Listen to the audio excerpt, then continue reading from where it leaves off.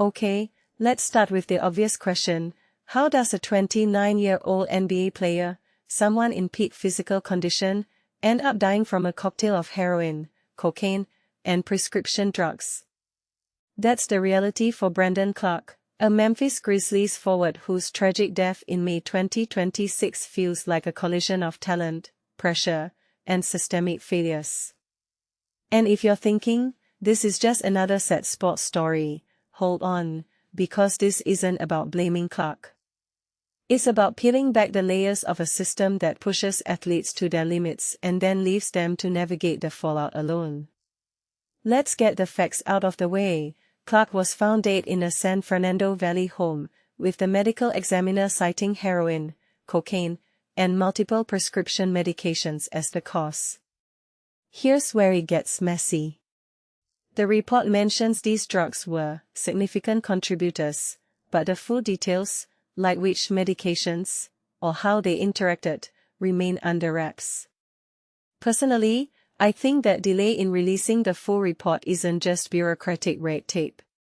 It's a symptom of how we, as a society, often treat athlete deaths as private tragedies rather than public health crises. We are quick to mourn the person but slow to confront the systems that failed them. Now, Clarke's career trajectory adds another layer. A first-round pick in 2019, he averaged 10.2 points a game over 309 NBA appearances.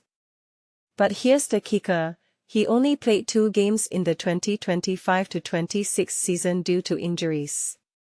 What many people don't realize is how injuries don't just end careers, they unravel identity. When your entire life is built around being an athlete, what happens when that identity is stripped away? Clarke's arrest a month before his death for drug possession and speeding? That wasn't a random incident. It was a screaming red flag. But where was the intervention? The support? The conversation about mental health in sports? Let's zoom out. The mention of multiple prescription medications immediately makes me think, how many athletes are over-medicated to keep playing through pain? The NBA's culture of toughness often glorifies playing hurt, but the cost is hidden in plain sight. Prescription pills become a crutch, and when combined with the isolation of recovery or career decline, it's a dangerous spiral. Clarke's dual citizenship, Canadian and American, also fascinates me.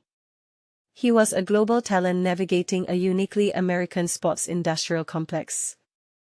Did that duality create a pressure cooker? Or did it distance him from support networks he might have needed? But here's the deeper question, why do we keep treating athlete addiction as an individual failing rather than a systemic issue? The Grizzlies called Clarke an outstanding teammate and a better person. That tribute is beautiful, but it's also part of the problem. We celebrate athletes for their on-court impact and then reduce their struggles to vague platitudes when they die. What if we invested half that energy into creating mental health resources, post-career planning, or addiction support programs that actually work? This isn't just about Brandon Clarke. It's about the countless athletes teetering on the edge of similar fates.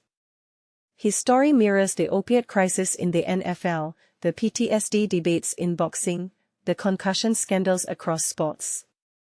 The pattern is clear, talent is exploited, pain is normalized, and when the system fails, we mourn the individual while ignoring the rot beneath. So here's my challenge to fans, next time you cheer for a player, ask yourself what happens when the cheering stops. Because the real tragedy isn't just Clarke's death, it's that it wasn't inevitable. And until we confront that, this cycle won't end.